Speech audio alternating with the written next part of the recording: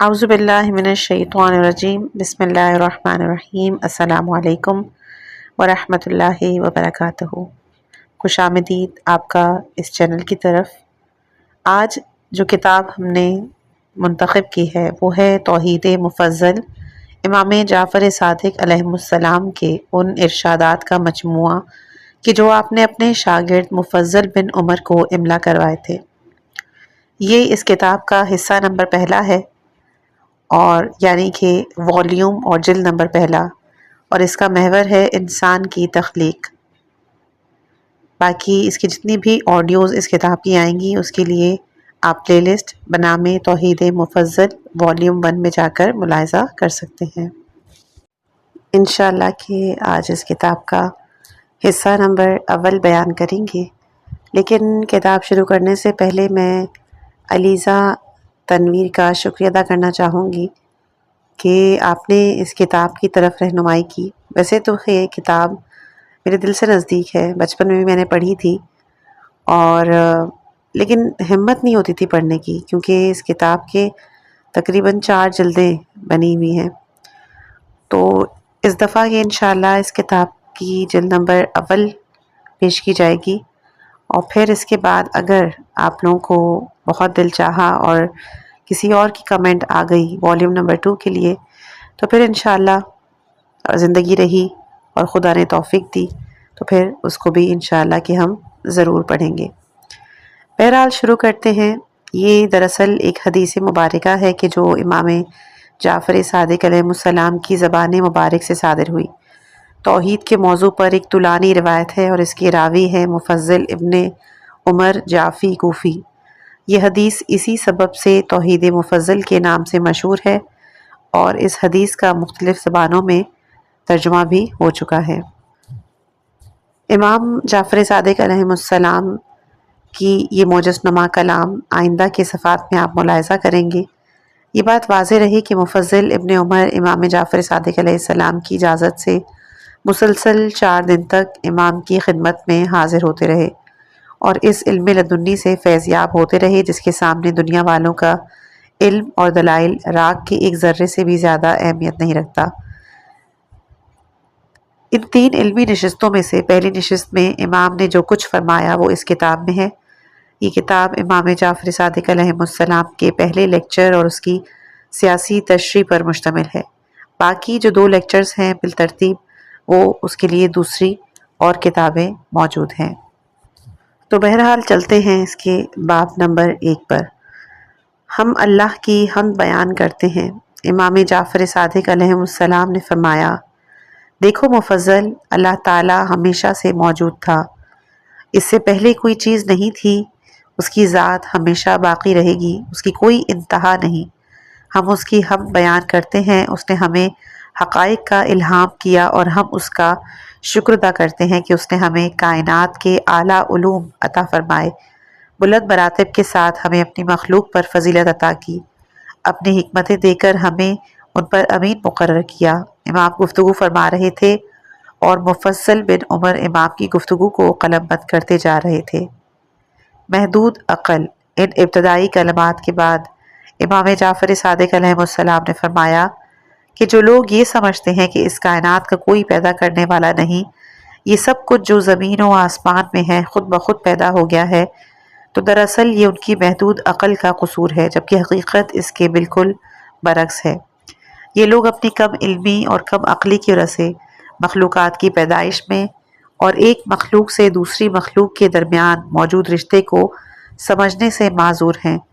وہ اللہ تعالیٰ کی اس حکمت اور صنعت یعنی ٹیکنالوجی کو بھی نہیں سمجھ پاتے جو اللہ تعالیٰ نے صحراؤں، میدانوں، سبزہ زاروں، سمندروں، دریاؤں، پہاڑوں، ہموار اور ناہموار زمینوں میں پیدا ہونے والی طرح طرح کی مخلوقات، انسانوں، حیوانوں، پیڑ پودوں، ننھے ننھے کیڑوں، معدنیات، جڑی بوٹیوں، ہواؤں، فضاؤں، بارشوں، سورج کے طلوع اور غروب ہونے، چاند اور ستاروں کے حرکت کرنے میں صرف کر رکھی ہیں۔ ان کی عظمت، اہمیت اور قدر و قیمت کو توفیق الہی حاصل ہونے کی صورت میں صرف صاحبان عقل و علم ہی سمجھ سکتے ہیں۔ کفار جنہیں قرآن میں جانوروں سے بھی بدتر کہا گیا ہے، وہ اللہ تعالیٰ کی نشانیوں کو سمجھنے سے قاصر ہے۔ اسی طرح جس طرح جانور صرف آج میں زندہ رہتا ہے، اسے اپنے کھانے پینے، افزائش نسل کرنے اور بھاگنے دوڑنے کے سوا کوئی کام نہیں ہوتا، یہ جانور بھی اللہ ہی کے بنائے ہوئے نظام کے مطابق ذمہ داریاں پوری کرتے ہیں، لیکن وہ مکلف نہیں کہ اللہ کی نشانیوں اور اس کے خلقت کے نظام پر غور کریں، اور نہ انہیں اس کی عقل دی گئی ہے۔ اللہ کا انکار کرنے والوں کی مثال ان جانوروں سے بھی بدتر ہے۔ اللہ نے انہیں آنکھیں دی ہیں مگر دیکھتے نہیں، کان دیے ہیں مگر سنتے نہیں، عقل و شعور عطا کیا لیکن اس عقل اور شعور سے بس اتنا ہی کام لیتے ہیں جس قدر جانور اپنی محدود عقل سے لے سکتا ہے۔ اللہ تعالیٰ ان تمام باتوں سے برتر ہے جسے یہ بیان کرتے ہیں۔ اللہ تعالیٰ انہیں قتل کرے، یہ کہاں بہہ کے چلے جا رہے ہیں۔ دراصل معاملہ یہ ہے کہ ان لوگوں کی مثال ان نابینا افراد کی سی ہے کہ جو کسی انتہائی خوبصورت کشادہ تمام آسائشوں سے مزین گھر میں داخل ہو گئے ہوں۔ اس گھر میں قالین بچھے ہوں، چھتوں پر فانوس لٹک رہے ہیں، کمروں میں بہترین خوبصورت ساز و سامان موجود ہے، مختلف مقامات پر شمع روشن ہیں، ایک وسیع دسترخوان پر طرح طرح کے تازہ اور مزیدار کھانے سجے ہوئے ہیں، گھر میں ہر موقع کی مناسبت سے پہنے جانے والے ملبوسات بھی موجود ہے۔ قرض اس عالی شان گھر میں ضرورت کی ہر چیز وافر مقدار میں اپنی اپنی جگہ رکھی ہے۔ جب یہ نابینا افراد اس گھر میں داخل ہو اور کوئی ان کا ہاتھ تھامنے والا، انہیں راستہ بتانے والا، انہیں ان کی جگہ پر بٹھانے والا وہاں موجود نہ ہو، تو وہ نابینا افراد کبھی ایک چیز سے ٹکرائیں گے اور کبھی کسی دوسری چیز سے، کبھی کچھ توڑیں گے، کبھی خود زخمی ہوں گے، یہ بس دائیں بائیں ہاتھ چلاتے رہیں گے اور سمجھ ہی نہیں پائیں گے کہ کس چیز کی کیا اہمیت ہے، اسے یہاں کیوں رکھا گیا ہے، یہ کس طرح بنی ہے، کس کام آتی ہے، کس طرح استعمال کی جاتی ہے، اس چیز کے یہاں رکھ جانے کے کیا فائدے ہیں۔ وہ نابینا افراد ان چیزوں سے ٹکراتے رہیں گے، جھجھلاتے رہیں گے، غصہ کرتے رہیں گے، ان چیزوں کے بنانے والے یا انہیں اس مقام پر رکھنے والے کو برا بھلا کہتے رہیں گے۔ بس یہی حال ان لوگوں کا ہے کہ جو اللہ تعالیٰ کی خلاقیت، اس کی وحدانیت، ربوبیت کا انکار کرتے ہیں، اس لیے کہ ان کا ذہن ان کی اپنی ضد کی وجہ سے اس دنیا میں موجود اللہ تعالیٰ کی پیدا کی ہوئی چیزوں کے اسباب اور ان کی اہمیت و افادیت کو سمجھنے سے قاصر رہتا ہے۔ یہ لوگ اپنے جہل کے سبب ان اشیاء کی خوبیوں اور ضرورت کو نہیں سمجھ پاتے۔ اس مثال کو اس طرح بھی سمجھا جا سکتا ہے کہ مثلاً آج سے 500 سال پہلے کے انسان کو زندہ کر کے آج کے کسی جدید گھر میں رہنے کے لیے کہا جائے تو وہ کیا کرے گا؟ وہ آج کی حیران کن سہولتوں، مثلاً لوہے کی سواریوں یعنی کہ گاڑی، دیواروں میں آتی آوازوں اور تصویروں یعنی کہ ٹی وی، دیوار میں نکلتے ہوئے کرنسی کے نوٹ یعنی ATM مشین، ہاتھ کو کانوں پر رکھے ہوئے تنہائی میں باتیں کرتے ہوئے لوگوں یعنی ہوائی جہازوں، ٹریفک کے ہجوم، گھروں کے اندر انگلی کے اشارے سے آن آف ہوتے ہوئے ٹی وی اور AC سے ٹھنڈی ہوا نکلتے دیکھ کر اس پر کیا گزرے گی؟ وہ اپنی کم علمی محدود سوچ کے سبب کسی چیز کی اہمیت کو سمجھ ہی نہیں پائے گا، انہیں استعمال نہیں کر پائے گا اور جھجھلاہٹ کا شکار ہو کر رہ جائے گا۔ ممکن ہے کہ وہ ان تمام جدید سہولتوں اور ان کے ایجاد کرنے والے کو ناروا کلمات سے نوازے۔ اس طرح اس عظیم کائنات، اس دنیا، خود ہمارے وجود میں اللہ کی خلاقیت کی جو عظیم نشانیاں موجود ہیں، وہ کم عقل یا ضد پر آمادہ شخص کے لیے ناقابل یقین اور جھجھلاہٹ کا سبب ہیں۔ اگر آج کسی عام آدمی کو کہ جو موبائل فون کا استعمال نہیں جانتا، اس کا کوئی مہربان ٹچ سسٹم والا ایک بہترین موبائل فون تحفے میں دے دیں، تو اگر اس میں موبائل فون استعمال کرنے یا سیکھنے کی صلاحیت نہ ہو تو وہ بہت جلد اس سے چڑ جائے گا۔ وہ سمجھ ہی نہیں سکے گا کہ اس کے دوست نے اسے کس قدر فائدہ مند چیز تحفے میں دی۔ اپنی جھنجھلاہٹ میں وہ اس سے فائدہ ہی نہیں اٹھا سکے گا بلکہ اسے اپنے لیے مصیبت سمجھنے لگے گا۔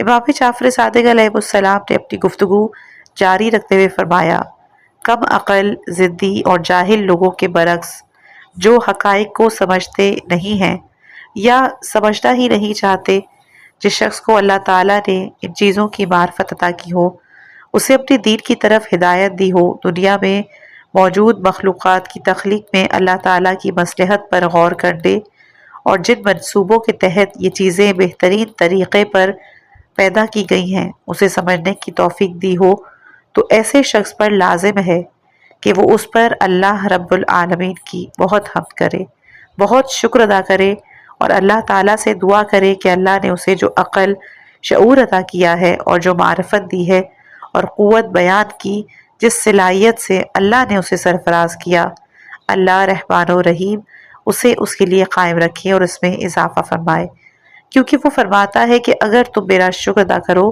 تو تمہیں اور زیادہ دوں گا، اور اگر میری نعمتوں کا انکار کرو گے تو جان لو کہ میرا عذاب بہت سخت ہے۔ مفضل دیکھو اللہ تعالیٰ کے وجود پر پہلی دلیل تو یہ کائنات ہے جو ہماری ہر طرف پھیلی ہے۔ ذرا غور تو کرو کہ اس کے اجزاء کس طرح ترتیب دیے گئے ہیں۔ یہ اجزاء ہیں کیا، کہاں سے آئے؟ اگر تم اس کائنات یعنی سورج، چاند، ستاروں، کہکشاؤں، پھر ان سب کے ایک نپے تلے انداز میں حرکت پر غور کرو، ہر ایک چیز کو الگ الگ کر کے سمجھنے کی کوشش کرو، تو تمہیں معلوم ہوگا کہ یہ سب کچھ کسی اعلیٰ ترین ذات نے پیدا کیا ہے اور طے شدہ منصوبے کے تحت ایک خاص مدت تک کے لیے پیدا کیا ہے۔ امام جعفر صادق علیہ السلام کے درج بالا کلمات کی تشریح کے لیے بہت سی کتابیں بھی لکھی جائیں تو اس کلام کی تشریح کا حق ادا نہیں کیا جا سکتا۔ اس کلام کی مختصر وضاحت اس سے بھی زیادہ مشکل کام ہے۔ بہرحال ہم اس سلسلے میں معروف مصنف محمد عبداللہ صاحب کی ایک بہت مستند کتاب کائنات سے استفادہ کر رہے ہیں۔ اس سائنسی عبارت کو پڑھنے میں ممکن ہے کہ بعض افراد کو دشواری محسوس ہو، لیکن اگر اسے آپ نے پڑھ لیا تو آپ تخلیق کائنات کے بارے میں امام جعفر صادق علیہ السلام کے اس معجز نما کلام کی قدر و قیمت کا کسی حد تک اندازہ کر سکیں گے۔ کائنات مادہ، توانائی اور خلا پر مشتمل ہے۔ ہمارے اطراف میں موجود مادہ مختلف عناصر یعنی ایلیمنٹس یا ان کی کیمیائی مرکبات پر مشتمل ہوتا ہے۔ عنصر مادے کا بنیادی ذرہ ہوتا ہے جس کی ساخت کو کسی کیمیائی ترکیب سے تبدیل نہ کیا جا سکے، مثلا ہائیڈروجن، آکسیجن، کاربن، فولاد، سونا، یورینیم وغیرہ۔ زمین پر پائے جانے والے عناصر کی مجموعی تعداد تقریباً 100 ہے۔ عناصر ایٹموں پر مشتمل ہوتے ہیں جبکہ اشیاء ایک یا زیادہ عناصر کے ایٹموں پر مشتمل۔ ہوا، پانی، انسان، کاغذ، قلم، لکڑی، پتھر سب کئی مختلف عناصر کے ایٹموں سے بنے ہیں، مثلا ہوا نائٹروجن، آکسیجن، ہائیڈروجن وغیرہ کے ایٹموں کی کیمیائی آمیزش سے تخلیق پاتی ہے، جبکہ انسانی جسم hydrogen, oxygen, nitrogen, carbon, calcium, فولاد وغیرہ کے ایٹموں پر مشتمل ہوتا ہے۔ ایک ایٹم اپنے مرکز یعنی نیوکلیس اور الیکٹران پر مشتمل ہوتا ہے جس میں الیکٹران مرکز کے گرد گردش کرتا رہتا ہے، جبکہ مرکز پروٹون اور نیوٹران پر مشتمل ہوتا ہے۔ ایک ایٹم کا ذرہ اس قدر چھوٹا ہوتا ہے کہ کسی بھی خوردبین سے اس کا مشاہدہ ممکن نہیں ہوتا۔ 20ویں صدی کے نصف تک ایٹم کو دیکھنا ممکن نہیں تھا، لیکن اب پارٹیکل ایکسلریٹر سے ایٹم کا مشاہدہ کیا جا سکتا ہے۔ ہائیڈروجن کے ایٹم کا جو قطر ہے یعنی ڈائی میٹر وہ 1 ملی میٹر کے لاکھوں حصے کے مساوی ہوتا ہے، جبکہ اس کے مرکز کا قطر پورے ایٹم کے قطر کے 10,000ویں حصے کے مساوی ہے۔ پروٹون اور نیوٹران کے مقابلے میں الیکٹران میں مادے کی بہت کم مقدار ہوتی ہے۔ ایک ایٹم کا 99.98% مادہ اس کے مرکز میں ہوتا ہے۔ نیوٹران میں پروٹون کے مقابلے میں تقریباً 0.10% زیادہ مادہ ہوتا ہے۔ اگرچہ کہ تمام نیوٹران، پروٹون اور الیکٹران ایک ہی قسم کے ہیں، لیکن تمام مراکز یعنی نیوکلیس ایک جیسے نہیں ہوتے۔ کسی مرکز میں پروٹونوں کی تعداد سے یہ طے ہوتا ہے کہ یہ کس عنصر کا مرکز ہے، مثلا صرف ایک پروٹون پر مشتمل مرکز ہائیڈروجن کا ہوتا ہے۔ 8 پروٹون کے حامل ایک مرکز سے آکسیجن کے ایٹم تشکیل پاتے ہیں، جبکہ 26 پروٹون سے فولاد کے مرکز کی تخلیق ہوتی ہے۔ सोने का एटम 79 प्रोटॉन्स का हामिल है और यूरेनियम के मरकज में प्रोटॉन्स की तादाद की निशानदही उसके एटमी नंबर से होती है। लिहाजा कायनात में मौजूद तमाम जानदारों, तमाम अशिया की तख्लीक एक ही बुनियादी मादे या उनके मुरक्कबात से हुई है। जानदार बज़ाहिर गोश्त पोस्त की साख्त रखते हैं, लेकिन उनके अज्जा भी ऐसे ही मादे पर मुश्तमिल होते हैं जिनसे सितारों और सैयारों की तख्लीक हुई है। सितारों की तख्लीक का खाम माल गैसेस और मादनियात होते हैं। इसी तरह ज़मीन, उस पर मौजूद पौधों, इंसानों और हैवानों की तख्लीक का खाम माल भी यही है, अगरचा कि उनके तनासब में फ़र्क होता है। हम इंसानों का जिस्म तकरीबन 63% हाइड्रोजन, 25% ऑक्सीजन और 10% कार्बन पर मुश्तमिल है, जबकि बकिया 2% मादे में नाइट्रोजन, पोटेशियम, कैल्शियम और दूसरे अनासर होते हैं। साइंसदानों के मुताबिक खालिक कायनात ने ज़मीन पर ज़िंदगी की तख्लीक एक तवील मरहलेवार इत्तक़ाई अमल के ज़रिए की है। उसके पहले मरहले में गैसों पर तवानाइयों के रद्द अमल में अमाइनो तेज़ाब यानी अमाइनो एसिड वजूद में आए और फिर उनसे लहमियात यानी कि प्रोटीन्स पर मुश्तमिल ज़िंदगी के हामिल सालिमों की तख्लीक हुई। इस एक खुलिये से इसी किस्म के और खुलिये और फिर उनसे 2 और इससे ज़्यादा खुलियों पर मुश्तमिल ज़िंदगी पैदा होती गई। करोड़ों साल के इर्तिका के नतीजे में और मुख्तलिफ़ इक़साम के जानदारों के मिलाप से मखलूक़ात की नई इक़साम वजूद में आती रहीं। ज़मीन के ज़्यादा बड़े जानदार बाद के दौर की पैदावार हैं।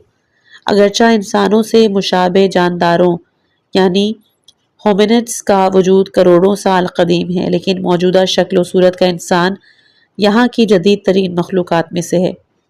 हम मुकम्मल इंसान की जो नस्ल है होमो सैपियंस 1 लाख साल से ज़्यादा कदीम नहीं है। इसके लिए आप हवाला कायनात किताब है जिसके मुसन्निफ हैं मोहम्मद अब्दुल्ला।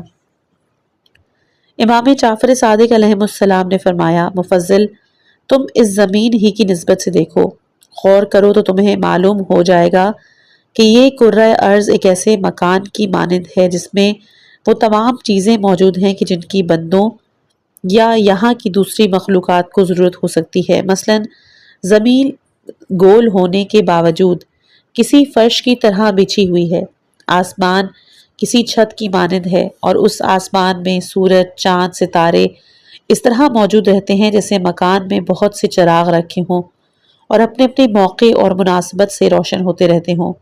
मादनियात और जवाहिरात ज़मीन के अंदर इस तरह पोशीदा हैं जैसे मकान में ख़जाने और मुख्तलिफ़ चीज़ों के ज़ख़ीरे होते हैं। इन सब के अलावा ज़रूरत की हर शय मसलन रोशनी, हवा, पानी, अनाज, सब्ज़ियाँ, गोश्त, दूध, लिबास फराहम करने वाले चौपाए अपनी अपनी ज़रूरत के मुताबिक यहाँ मौजूद हैं। और इंसान इस दुनिया में ऐसे है जैसे इस मकान का मालिक और आका कि जिसके कब्ज़े में इस मकान में मौजूद तमाम चीज़ें हैं।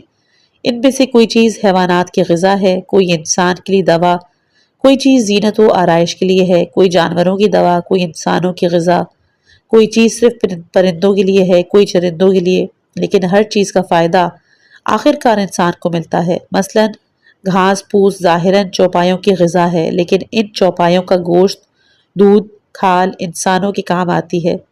काबिल तवज्जो बात यह भी है कि यहाँ हर चीज़ एक ख़ास मिक़दार में हमेशा मुहैया रहती है।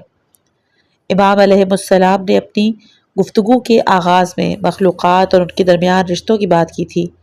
इस बात को समझने की ज़रूरत है। साइंसदानों, माहिरीन माहौलियात और हयातियात ने 15वीं सदी ईस्वी के बाद कई सदियों की तहकीक, जुस्तजू और बेशुमार तजुर्बात से मालूम किया कि दुनिया में हर चीज़, हर मखलूक रिश्तों की एक नादीदा ज़ंजीर से मुंसलिक है। इन्हीं मालूमात की बिना पर माहौलियात यानी इकोलॉजी का इल्म वजूद में आया। आज दुनिया भर के साइंसदान और हुकूमतें रिश्तों की इस ज़ंजीर को बचाने के लिए तहकीक पर खरबों डॉलर खर्च कर रही है। अल्लाह की मखलूक़ात के दरमियानी रिश्ते क्या हैं, इनकी क्या अहमियत है, इसे एक वाक़ये से समझा जा सकता है।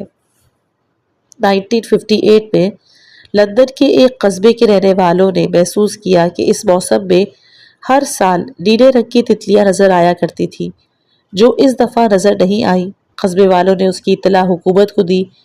हुकूमत ने माहिरीन माहौलियात से कहा। उन्होंने इस कस्बे का दौरा करने के बाद رپورٹ پیش کی اور بتایا کہ گھاس کے میدانوں میں رہنے والے خرگوش کسی بیماری کی وجہ سے بڑی تعداد میں مر گئے ہیں، اسی لیے نیلی تتلیاں اس سال پیدا نہیں ہوئی۔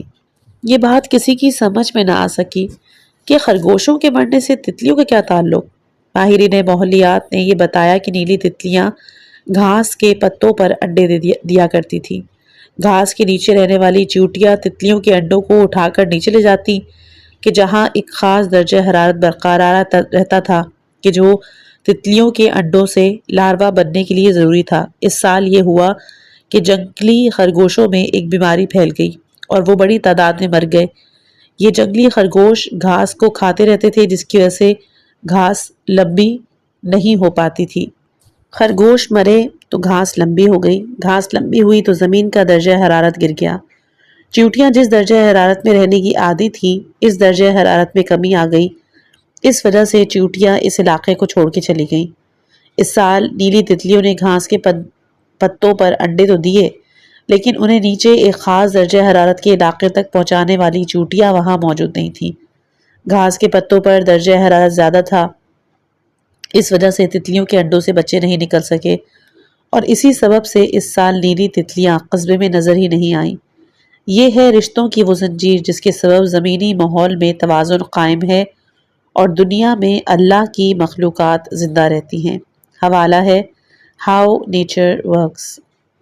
امام جعفر صادق علیہ السلام نے فرمایا، مفضل دنیا کے ماحول میں یہ حسن ترتیب اس بات کی واضح دلیل ہے کہ یہ دنیا، یہ ساری کائنات، اس میں موجود مخلوقات مثلاً حیوانات، نباتات، جمادات، ان کا کوئی پیدا کرنے والا ہے اور مخلوقات کے درمیان ایک خاص طرح کی ہم آہنگی یہ ثابت کرتی ہے کہ سب کا پیدا کرنے والا ایک ہی ہے جس نے مخلوقات کو ایک مقدار اور معین شدہ منصوبے کے تحت پیدا کیا، انہیں ایک دوسرے سے ہم آہنگ کیا، ایک دوسرے کی ضرورت بنایا۔ اگر اس دنیا کے پیدا کرنے والے ایک سے زیادہ ہوتے تو نظم کائنات میں یہ ہم آہنگی کسی صورت برقرار نہیں رہ سکتی تھی۔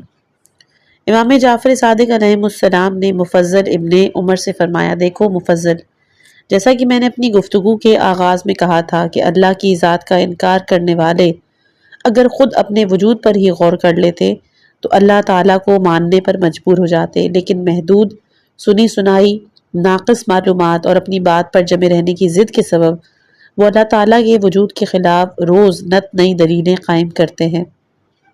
اب میں تمہارے اور اہل ایمان کے سمجھانے اور ان کے ایمان میں اضافے کے لیے وجود انسانی کی خلقت اور جس میں انسانی کی تخلیق، بناوٹ اور اس میں پوشیدہ اللہ تعالیٰ کی حکمت مصلحت کو بیان کرتا ہوں۔ دیکھو، انسان کی خلقت کا پہلا مرحلہ تو وہ ہے کہ جب رحم مادر میں جنین یعنی امبرایو کی حفاظت اور پرورش ہوتی ہے، جبکہ اس وقت یہ جنین ماں اور باپ کا مخلوط خلیہ 3 طرح کے پردوں میں بند ہوتا ہے۔ ایک نئے انسان کی زندگی کا آغاز ماں باپ کے مخلوط خلیے سے ہوتا ہے۔ یہ خلیہ اگرچہ کہ جسم کا سب سے بڑا خلیہ ہے لیکن حد بصارت میں بھی بمشکل داخل ہوتا ہے۔ یہ خلیہ رحم مادر کی دیوار سے جا کر چپک جائے تو ایک نئے انسان کی زندگی کا آغاز ہوتا ہے۔ اس میں اللہ تعالیٰ نے وہ تمام معلومات اسٹور کر رکھی ہوتی ہیں کہ جو اس نادیدہ خلیے کو ایک مکمل انسان بنانے کے لیے ضروری ہیں۔ رحم مادر کی دیوار سے چپکتے ہی اس کو توانائی، غذا ملنا شروع ہو جاتی ہے اور اس توانائی کی مدد سے خلیے میں موجود پروگرام کام کرنے لگتا ہے۔ خلیے کے اندر ڈی این اے کے 2 دھاگے ہوتے ہیں، ایک دھاگا ماں کی طرف سے اور ایک باپ کی طرف سے۔ ان دھاگوں پر ننھیال اور ددھیال کے اندر موجود تمام خصوصیات کوڈز کی شکل میں پائے جاتے ہیں۔ ڈی این اے کو آپ کسی بلڈنگ کے نقشے سے تشبیہ دے سکتے ہیں۔ رحم مادر کی دیوار سے چپکتے ہی خلیے کا نظام اس نقشے کے مطابق انسان کی تعمیر شروع کر دیتا ہے۔ یہ انسان کن خصوصیات کا حامل ہوگا، اس کا جسم کیسا ہوگا، سر کہاں ہوگا، آنکھیں کہاں ہوں گی، ہاتھ، پیر، کان، ناک، جگر، معدہ، پھیپھڑے کس طرح اور کس مٹیریل سے بنیں گے، یہ مٹیریل کہاں سے آئے گا، کس طرح استعمال ہوگا، کب اس انسان کا بننا رک جائے گا، یہ ساری ہدایات ڈی این اے پر موجود ہیں۔ اس کے مطابق نئے انسان کی تعمیر اور پھر زندگی بھر اس کی شکست و ریخت، تعمیر و مرمت اسی پروگرام کے مطابق ہوتی رہتی ہے۔ حوالہ از جسم کے عجائبات۔ امام جعفر صادق علیہ السلام نے فرمایا، ماں کے پیٹ میں موجود بچہ نہ تو اپنی غذا کے لیے کوئی کوشش کر سکتا ہے، اور اگر کسی تکلیف میں مبتلا ہو جائے تو اس تکلیف کو دور کرنے کے لیے بھی کچھ نہیں کر سکتا، نہ کسی چیز سے فائدہ حاصل کر سکتا ہے اور نہ اپنی کسی مشکل کو دور کر سکتا ہے۔ اس وقت ماں کے جسم کا خون اس بچے کی طرف جاری ہوتا ہے اور اسے غذا فراہم کرتا ہے، بالکل اسی طرح جس طرح پانی نباتات کو غذا فراہم کرتے ہیں۔ پودے بھی پانی کے بغیر غذا استعمال نہیں کر سکتے۔ ماں کا خون بچے کو اس وقت تک فراہم ہوتا رہتا ہے کہ جب تک اس بچے کی خلقت پوری نہیں ہو جاتی اور اس کے بدن کی جلد اس قابل نہیں ہو جاتی کہ ہوا کا مقابلہ کر سکے، اور اس کی آنکھ اس قابل نہیں ہو جاتی کہ روشنی کو دیکھ سکے۔ یعنی امام علیہ السلام نے فرمایا کہ بچہ اس وقت تک پیدا نہیں ہوتا جب تک اس کی جلد ہوا کا مقابلہ کرنے کے قابل نہیں ہو جاتی۔ ممکن ہے اس سے مراد فضا کا دباؤ یا ایٹماسفیرک پریشر ہو۔ فضا کا دباؤ ہر انسان کو ہر طرف سے اتنے وزن سے دبا رہا ہے جتنا وزن ایک لوری یا بس کا ہو سکتا ہے، لیکن اتنا ہی دباؤ جسم کے اندر سے باہر کی طرف پڑ رہا ہوتا ہے۔ اگر اندر کا دباؤ کم ہو جائے تو پورا جسم اندر کی طرف پچک سکتا ہے۔ ممکن ہے اس سے مراد ہوا میں موجود جراثیم ہو۔ اگر بچے کے خون میں وہ اینٹی باڈیز موجود نہ ہوں کہ جو اسے دنیا میں آتے ہی ہر طرف موجود وائرس، بیکٹیریا وغیرہ سے محفوظ رکھتی ہے، تو بچہ پیدا ہونے کے بعد چند دنوں میں موت کا شکار ہو جائے۔ یہ اینٹی باڈیز پہلے ماں کے خون اور پھر دودھ کے ذریعے بچے کو فراہم ہوتی ہیں اور اسے پوری تحفظ فراہم کرتی ہے۔ حوالہ ہے ہاؤ باڈی ورکس۔ امام علیہ السلام نے فرمایا، مفضل جب یہ سب کچھ ہو جاتا ہے تو بچے کی ماں کو درد شروع ہو جاتا ہے کہ جو اسے متحرک اور بے چین کر دیتا ہے، یہاں تک کہ بچہ پیدا ہو جائے۔ اور جب بچہ پیدا ہو جاتا ہے تو ماں کا وہ خون کہ جو بچے کو پیدا ہونے سے پہلے غذا فراہم کر رہا تھا، پیدا ہو جانے والے بچے کے لیے شیر مادر میں تبدیل ہو جاتا ہے۔ اب اس کا ذائقہ بھی بدل جاتا ہے، رنگ بھی، اور اب یہ کچھ اور ہی قسم کی غذا بن جاتا ہے کہ جو اس بچے کے مزاج اور اس کی ضرورت کے مطابق ہوتی ہے۔ بچہ پیدا ہوتے ہی اپنے ہونٹوں پر زبان کو پھرانے لگتا ہے، ہونٹوں کو حرکت دیتا ہے، اس طرح وہ اپنی بھوک کا اظہار کرتا ہے۔ اس کے لیے بہترین اور تازہ غذا ماں کے ساتھ موجود ہوتی ہے۔ ماں یہ غذا اسے دینا شروع کر دیتی ہے جب تک اس کا بدن نرم، اس کی آنتیں اور نظام ہضم کمزور رہتا ہے، وہ سخت غذا استعمال کرنے کے قابل نہیں ہوتا۔ اس وقت تک یہ تازہ بتازہ غذا یعنی شیر مادر بچے کی بھوک مٹانے کے لیے ہر وقت ماں کے پاس موجود رہتی ہے۔ بچے کی فوری غذا اور دوا کے انتظامات بچے کی زندگی کے پہلے لمحے ہی سے شروع ہو جاتے ہیں۔ پلاسینٹا نامی بافتہ جو پانی کی تھیلی کی طرف پلیسنٹا نامی بافتہ کہ جو پانی کی تھیلی کی طرح ہوتا ہے، جس میں بچہ پیدا ہونے سے پہلے زندگی کے کم و بیش 9 ماہ گزارتا ہے، حمل کے پہلے ہی لمحے سے ایک ہارمون خارج کرنے لگتا ہے۔ اس ہارمون کو ایسٹروجن کہا جاتا ہے۔ اس ہارمون کی وجہ ہے بچے کے لیے موجود دودھ کے کارخانوں کی صفائی، اور پھر اس کے اندر تازہ دودھ کی فراہمی شروع ہو جاتی ہے۔ یہ دودھ غذا بھی ہوتا ہے اور دوا بھی۔ بچہ پیدا ہوتا ہے تو قدرت اسے غذا حاصل کرنے کا طریقہ سکھا کر بھیجتی ہے، اور اس کے ہونٹوں کی ذرا سی حرکت دودھ کی نہروں کو جاری کر دیتی ہے۔ حوالہ از جسم کے عجائبات۔ امام علیہ السلام نے فرمایا کہ اللہ تعالیٰ کے وجود کا انکار کرنے والے بھی کبھی ماں کے پیٹ میں تھے، بے بس، کمزور۔ یہ بھی اسی طرح ایک باقاعدہ نظام سے گزر کر انسان کی صورت دنیا میں آئے۔ انہیں اس سارے نظام، اس میں موجود اللہ تعالیٰ کی نشانیوں، اس کی مصلحتوں اور مناسبتوں پر غور کرنا چاہیے۔ مفضل اب خلقت انسانی پر ہم اپنی بات کو آگے بڑھاتے ہیں۔ تم دیکھتے ہو یہ بچہ شیر خارکی کی مدت سے گزر کر ہلکی اور نرم غذا کھانے کے قابل ہو جاتا ہے، پھر وہ اور بڑا ہوتا ہے یہاں تک کہ وہ چلنے پھرنے لگتا ہے۔ اب بڑھتی ہوئی عمر کے ساتھ اسے طرح طرح کی مزید غذاؤں کی ضرورت پڑتی ہے تاکہ اس کا جسم نشو و نما پائے اور وہ بچپن سے لڑکپن سے جوانی کی منزل تک پہنچے۔ اس کے لیے اب اسے گوشت، سبزیوں، پھلوں، مختلف اناجوں کی ضرورت ہوتی ہے۔ وہ اپنے نرم مسوڑوں سے ان غذاؤں کو استعمال نہیں کر سکتا، اس لیے اب اس کے دانت نکلنا شروع ہو جاتے ہیں۔ یہ دانت اور داڑھیں روٹی، پھلوں، گوشت اور سبزیوں کو کوٹ اور رگڑ کر نرم غذا میں تبدیل کر سکتی ہے۔ اس بات پر بھی غور کرو کہ یہ دانت اگر شیرخوارگی کی عمر میں نکل آئے یا بچہ دانتوں اور داڑھوں کے ساتھ پیدا ہوتا تو یہ اس کی عمر اور ضرورت کے مطابق نہ ہوتا۔ اس سے ماں اور بچے دونوں کے لیے بڑی مشکلات پیدا ہو جاتی۔ اسی لیے دانت اسی وقت نکلتے ہیں کہ جب ان کی ضرورت ہوتی ہے۔ غور تو کرو کہ یہ سب انتظامات ایک خاص اندازے اور منصوبے کے تحت کیا مادہ خود کر سکتا ہے؟ پیدائش کے وقت بچے کے منہ میں 52 دانت پوشیدہ ہوتے ہیں، یعنی دودھ کے 20 اور مستقل رہنے والے 32 دانت۔ دودھ کے دانت اینیمل کوٹنگ کے ساتھ تقریباً مکمل ہوتے ہیں، لیکن اس وقت چونکہ بچے کی غذا صرف مشروبات پر مشتمل ہوتی ہے، اس لیے یہ دانت مسوڑوں میں تیار لیکن عارضی طور پر چھپے ہوتے ہیں۔ 6 ماہ کی عمر میں عموماً دودھ کے دانتوں میں سے سامنے کے نیچے کے 2 دانت نکلتے ہیں۔ نوکیلے دانتوں کا بیبی ایڈیشن 18 ماہ کی عمر میں سامنے آتا ہے۔ دودھ کے تمام دانت 2 سال کی مدت میں نکل آتے ہیں۔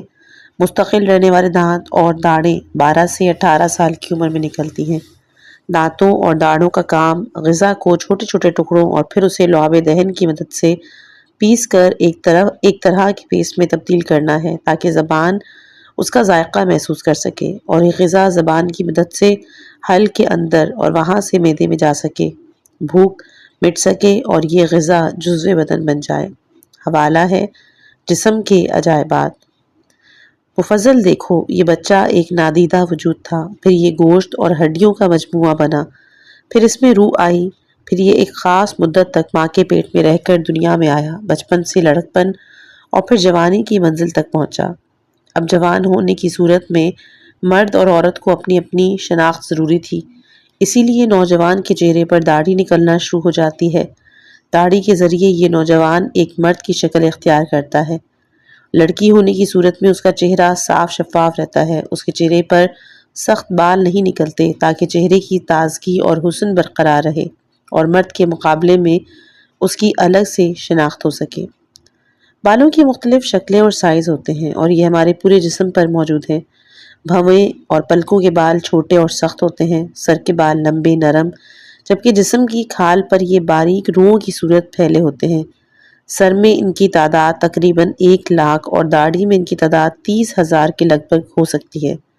داڑھی کے بال سال بھر میں 5.5 انچ تک بڑھتے ہیں اور سر کے بال 5 انچ سالانہ کے حساب سے۔ بالوں کی جڑیں جلد کی درمیانی تہہ سے باہر نکلتی ہیں۔ ان کی جڑوں کو فولیکل کہا جاتا ہے۔ خواتین میں بھی بالوں کی اس قدر جڑیں ہوتی ہیں جتنی مردوں کے جسم میں ہوتی ہیں، لیکن ان کی جلد کا رواں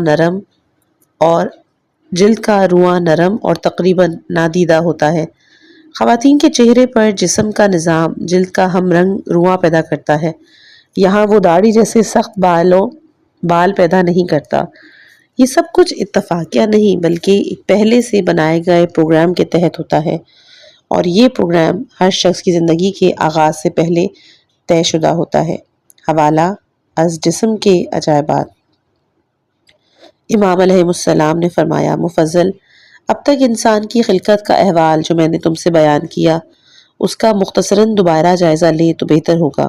انسان کی دنیا میں آنے کی جو حالتیں میں نے بیان کی، یعنی ایک ذرہ، خلیہ، پھر لوتھڑا، پھر گوشت، ہڈیوں کا مجموعہ، پھر بچہ، بچپن، لڑکپن، جوانی، ہر حالت میں انسان کی ضرورت کے مطابق اس کے اعضاء اور صلاحیتوں کا پروان چڑھنا، تو کیا یہ سارے انتظامات کسی خالق اور مدبر کے بغیر ہوتے رہے؟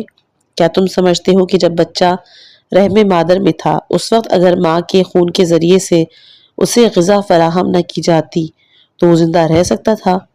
اس وقت اس کمزور اور بے بس بچے کو باہر دنیا میں موجود بہترین غذائیں ماں کے خون کے ذریعے فراہم نہ کی جاتی تو بچہ اس پودے کی طرح سوکھ نہ جاتا جسے پانی نہ مل سکا ہو، اور اگر بچے کی ماں کو مقررہ وقت پر درد بے چین نہ کرتا تو بچہ کس طرح دنیا میں آتا؟ ایسی صورت میں وہ بچہ اسی طرح رحم مادر میں زندہ دفن ہو جاتا جیسے کسی زمانے میں بچے زندہ زمین میں دفن کر دیے جاتے تھے۔ ہمارے دماغ میں بیر کے برابر ایک غدود ہے کہ جسے پیچیٹری گلینڈ کہا جاتا ہے۔ بچے کی پیدائش کے لمحوں سے ذرا پہلے یہ غدود ایک ہارمون جاری کرتا ہے اور اسی ہارمون کو آکسیٹوسن کہا جاتا ہے۔ یہ ہارمون بچے کی پیدائش سے پہلے شکم مادر کے عضلات میں کھچاؤ پیدا کرتا ہے، جس کے نتیجے میں بچہ شکم مادر کی تہ بتہ تاریکیوں سے نکل کر اس دنیا کی روشنیوں میں آ جاتا ہے۔ اگر بڑے آپریشن کی صورت موجود نہ ہو اور یہ آکسیٹوسن ہارمون بھی دماغ کے حکم سے جاری نہ ہو تو ایسی صورت میں ماں کا پیٹ بچے کی قبر میں تبدیل ہو سکتا ہے۔ حوالہ ہے جسم کے عجائبات۔ تو کیا ایک بے شعور مادے میں یہ صلاحیت ہو سکتی ہے کہ اسے بچے کی پیدائش کے وقت کا پتہ چل جائے اور وہ اس خاص وقت میں مذکورہ ہارمون کو جاری کرے اور ہر انسان کی پیدائش کے لیے ہر عمر اور مرحلے میں اس قدر حیران کن اقدامات کر سکے؟ امام علیہ السلام نے فرمایا، مفضل، اس بات پر بھی غور کرو کہ بچے کے پیدا ہونے کے بعد اس کے مزاج اور ضرورت کے مطابق اس کی غذا ماں کا دودھ موجود نہ ہوتی تو وہ کس طرح زندہ رہتا؟ اگر ایک خاص وقت پر بچے کے دانت نہ نکلتے تو وہ روٹی، گوشت، پھلوں، سبزیوں کو کس طرح کھا سکتا تھا؟ اور اگر نہ کھاتا تو اس کی نشو و نما کس طرح ممکن تھی؟ ایک مرد عورت ایک جیسے ہوتے تو ان کی شناخت اور ان کے درمیان ایک دوسرے کے لیے کشش کس طرح پیدا ہوتی؟ تو مفضل، اب تم دیکھو کہ کیا بغیر کسی پیدا کرنے والے کے یہ سب تدبیریں، یہ مصلحتیں، یہ باریکیاں ممکن تھیں؟ تو یہ کہنا کہ کوئی پیدا کرنے والا نہیں ہے، یہ سب کچھ بس خود بخود پیدا ہو گیا، ایک احمقانہ سوچ کے سوا کچھ نہیں۔ یہ ملحدین جو کچھ کہتے ہیں، اللہ تعالیٰ اس سے بہت برتر ہے۔ اس کے بعد امام جعفر صادق علیہ السلام نے مفضل ابن عمر ایک بڑی حیران کن حقیقت کی طرف متوجہ کیا اور پوچھا، مفضل، تم نے کبھی سوچا کہ انسان کا بچہ کامل عقل کے ساتھ پیدا ہوتا تو کیا ہوتا؟ یعنی کہ مچھلی اور مرغی وغیرہ کے بچے تو پیدا ہوتے ہی تیرنا اور اپنے قدموں پہ کھڑا ہونا سیکھ لیتے ہیں، جبکہ انسان کا بچہ کچھ عرصے تک ماں باپ کا محتاج رہتا ہے۔ ایسا کیوں ہوتا ہے؟ اس سوال کا جواب آگے ملاحظہ ہوا ہے، جو کہ باب نمبر 3 ہے۔ کیونکہ انسان کی زندگی کے مختلف مراحل اور ہر مرحلے میں اس مرحلے کے مناسب سے اس کی زندگی کی بقا کے انتظامات یہ ثابت کرتے ہیں کہ انسان اور اس کائنات کا کوئی پیدا کرنے والا ہے، کوئی اس کا خالق ہے، وہ اکیلا ہی خالق و مالک ہے۔ کیونکہ اگر خالق اور مالک دو ہوتے تو انسانی زندگی اور اس پوری کائنات میں ہر جگہ تضاد اور اختلاف پیدا ہوتا رہتا۔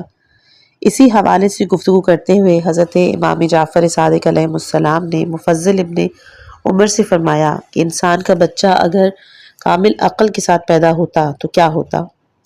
مفضل ابن عمر نے عرض کی، آقا آپ رہنمائی فرمائیں، یہ عجیب سوال ہے، میں نے پہلے اس پر توجہ نہیں دی۔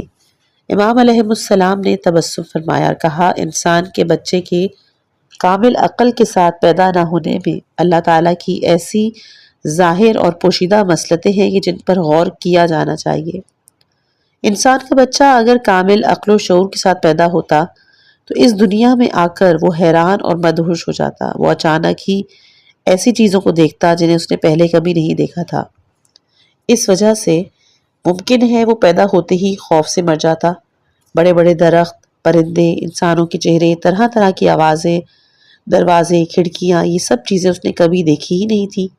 وہ انہیں دیکھ دیکھ کر پریشان اور خوفزدہ ہو جاتا۔ وہ ماں کی پیٹ کی تہ در دہ تاریکیوں اور ایک مختصر سی جگہ میں رہنے کا عادی تھا۔ اب اچانک اس کی آنکھ کھلتی تو یہاں اسے ایک بالکل ہی اور طرح کی دنیا نظر آتی۔ ان سب چیزوں کو برداشت کرنا اس کے لیے مشکل ہو جاتا۔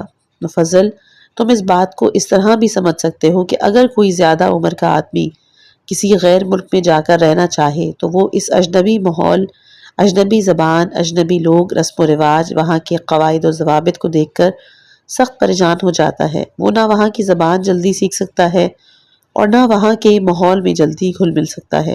اس کے برعکس کہ جو افراد لڑکپن یا بچپن میں کسی غیر ملک میں جا کر رہنے لگے تو بہت جلد وہاں کی زبان بھی سمجھنے لگتے ہیں اور وہاں کے رسم و رواج کو دیکھ کر وہاں کے ماحول میں گھل مل جاتے ہیں۔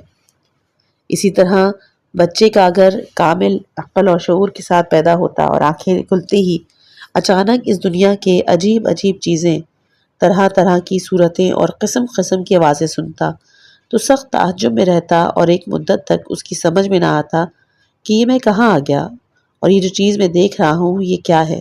انسان کے بچے کو ابتدا میں کم عقل اور شعور کے ساتھ پیدا کرنے میں ایک حکمت تو یہ ہے جو میں نے بیان کی۔ انسان کا بچہ اگر کامل عقل کے ساتھ پیدا ہوتا تو جس طرح وہ پیدا ہوا اور پھر جس طرح اسے نہلایا دھلایا کپڑوں میں لپیٹا جاتا ہے، کوئی اسے پیار کرتا ہے، کوئی گود میں اٹھاتا ہے، کبھی اسے زبردستی دبا دی جاتی ہے، کبھی رفع حاجت کے بعد اسے دھلایا جاتا ہے۔ اب اس کی عقل تو کامل ہے، سب باتوں کو سمجھ رہا ہے، لیکن جسمانی طور پر اس قابل نہیں کہ خود اپنی مرضی سے کام کر سکے، تو وہ بچہ بے بسی کا شکار ہو جاتا۔ اسے خود اپنے آپ سے نفرت اور کراہیت محسوس ہونے لگتی، انتہائی ذلت و شرمندگی محسوس کرتا کہ میں نہ خود اپنی بھوک مٹا سکتا ہوں، نہ غلاظت کو دور کر سکتا ہوں، نہ کپڑے پہن سکتا ہوں، نہ اتار سکتا ہوں، نہ اپنی مرضی سے کہیں جا سکتا ہوں اور نہ آ سکتا ہوں۔ یہ سب باتیں بچے کی نفسیات پر انتہائی مضر اثرات مرتب کرتی۔ امام جعفر صادق علیہ السلام نے مفضل ابن عمر سے فرمایا، بچے کو کم عقل کے ساتھ پیدا کرنے میں اللہ تعالیٰ کی تیسری مصلحت یہ ہے کہ اگر بچہ کامل عقل کے ساتھ پیدا ہوتا تو اس کے اندر وہ معصومیت نہ ہوتی جس کی وجہ سے ماں باپ اور دوسرے محبت کرنے والے ایک معصوم اور بھولے بھالے سے بچے کی طرف متوجہ ہوتے ہیں، پیار و محبت سے پالتے ہیں، بچوں کی معصومیت، مسکراہٹ، ان کی معصومانہ حرکتوں سے محفوظ ہوتے ہیں۔ بچوں کے بھول پن ہی کی وجہ سے دلوں میں ان کے لیے ایک خاص میلان اور رجحان پیدا ہوتا ہے۔ بچہ اگر پیدا ہوتے ہی بڑی بڑی باتیں، بڑوں جیسی حرکتیں کرنے لگتا تو اس کے پالنے والے بہت جلد اس سے بیزار ہو جاتے اور یہ بات بچے کے لیے سخت نقصان دہ ہو جاتی۔ ماں باپ بچے کی پرورش میں خوشی کے بجائے رنج و تکلیف محسوس کرتے۔ ماں باپ دراصل بچے کی اس معصومیت اور بھول پن کے سبب ہر وقت اس کا خیال رکھتے ہیں، ہر وقت اس کے کاموں میں مشغول رہتے ہیں، نگہداشت میں ایک خاص طرح کا لطف محسوس کرتے ہیں۔ لیکن اگر بچہ کامل عقل کے ساتھ پیدا ہوتا تو وہ بار بار شور مچاتا کہ مجھے کیوں نہلایا جا رہا ہے، آخر یہ جھولے مجھے کیوں جھلایا جا رہا ہے۔ بچہ اپنی عقل چلاتا تو والدین بہت جلد اس سے اکتا جاتے۔ امام علیہ السلام نے فرمایا کہ بچے کو کم عقل کے ساتھ پیدا کرنے میں اللہ رب الکریم کی چوتھی مصلحت یہ ہے کہ اگر بچہ کامل عقل کے ساتھ پیدا ہوتا تو اس وجوہات کی بنا پر جو میں نے پہلے بیان کی ہیں، نہ ماں باپ کے دل میں اولاد سے محبت پیدا ہوتی، نہ اولاد ماں باپ سے محبت محسوس کرتی۔ ماں باپ تو اس کی نگہداشت، صحت، صفائی، زندگی، پرورش کے لیے اس کی خدمت کرتے اور بچہ پکی عقل ہونے کی سبب ان باتوں سے چڑھتا رہتا، نفرت محسوس کرتا۔ اس لیے جیسے ہی بچہ چلنے پھرنے کے قابل ہوتا وہ بہت کم عمری میں ماں باپ سے الگ ہو جاتا تاکہ اپنی مرضی کے مطابق زندگی گزارے۔ یہ بچہ ماں باپ اور اپنے گھر والوں سے الگ ہو کر معاشرے میں کہیں گم ہو جاتا، جیسے بلی کتے کے بچے ذرا بڑے ہو کر گلی کوچوں میں کھو جاتے ہیں۔ پھر عمر گزرنے اور بڑے ہونے کے بعد نہ وہ شخص ماں باپ کو پہچانتا اور نہ بہن بھائی کو، نہ حلال رشتوں کو، نہ حرام رشتوں کو، اور اسے معاشرے میں امام علیہ السلام نے فرمایا، بچے کے باعقل اور شعور پیدا ہونے میں جو کم از کم اگرچہ یہ سب سے بڑی قباحت اور سخت مکروہ بات ہے وہ یہ کہ بچہ جب پیدا ہوتا تو وہ سب کچھ دیکھتا جسے دیکھنا جائز نہیں تھا۔ اس کی نفسیاتی اثرات بچے کی شخصیت کو بری طرح متاثر کرتے۔ ان تمام وجوہات اور مصلحتوں کے سبب اللہ تعالیٰ نے یہ نظام بنایا کہ اگر انسان کا بچہ دنیا میں اس طرح آئے کہ ابتدائی دنوں میں اس کی بے شمار صلاحیتیں خابیدہ رہیں، وہ دنیا و مافیہ سے بے خبر ہو، جو چیزیں دیکھیں انہیں اپنی ناقص عقل کے ساتھ دیکھے اور ان کا بھرپور شعور حاصل نہ کر سکے تاکہ نہ وہ حیران و پریشان ہو اور نہ خوفزدہ۔ پھر رفتہ رفتہ اس کی عمر اور ضروریات کے مطابق اس کی عقل بڑھتی ہے، اس کا شعور، صلاحیتیں اجاگر ہوتی ہیں تاکہ وہ اس دنیا کی چیزوں کا بتدریج عادی ہوتا رہے، آہستہ آہستہ تمام چیزوں سے مانوس ہوتا جائے اور پھر اس پر قائم رہے۔ پھر وہ اطمینان کے ساتھ اپنے مشاہدے، تجربے اور عقل کے ساتھ زندگی گزارنے کا سلیقہ سیکھے، بتدریج خیر و شر، نفع نقصان، نیکی بدی، اچھائی برائی کے درمیان تمیز کر سکے۔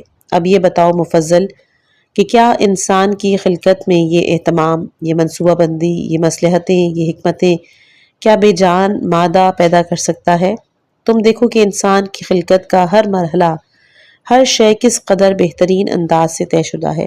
کہیں کوئی غلطی، کوئی خطا نظر نہیں آتی، تو اللہ کو نہ ماننے والے کے لیے کیا صرف یہ ایک ہی دلیل کافی نہیں ہے کہ وہ گمراہی سے نکل کر راہ راست پر آ جائیں؟ انشاءاللہ اس کے آگے جو مولا نے بیان کیا ہے وہ ہم اپنی اگلی آنے والی آڈیو میں پیش کریں گے۔ یہ کتاب ہمیں سبق دیتی ہے کہ کائنات کی ہر چیز بالخصوص ہمارا اپنا وجود ایک عظیم خالق کی حکمت کا پتہ دیتا ہے۔ امام جعفر صادق علیہ السلام کے یہ ارشادات محض معلومات نہیں ہیں بلکہ معرفت الہی کا وہ سمندر ہے کہ جو انسان کو حیرت اور شکر گزاری کی راہ پر ڈال دیتے ہیں۔ اگر آپ کو انسانی تخلیق کے ان اسرار نے متاثر کیا تو اس پیغام کو دوسروں تک پہنچائیں تاکہ ہم سب مل کر اپنے خالق کی نشانیوں کو پہچان سکیں۔ اپنی دعاؤں میں یاد رکھیے گا۔ والسلام علیکم ورحمۃ اللہ وبرکاتہ۔